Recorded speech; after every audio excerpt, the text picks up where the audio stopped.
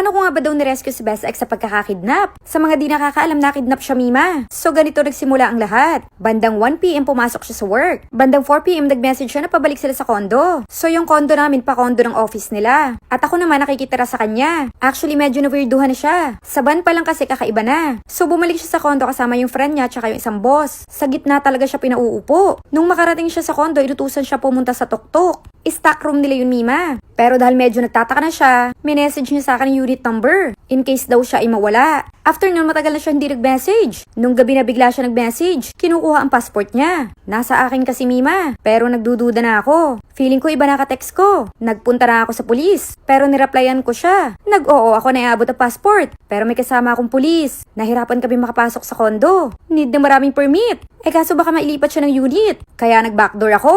Dahil doon ako nakatira, may parking ako doon. Sinakay ko ibang pulis. Pinatago ko muna. Hanggang makalagpas sa guard. From parking nakaakyat kami. Pagkato ko inopen, akala nila abot ko yung passport.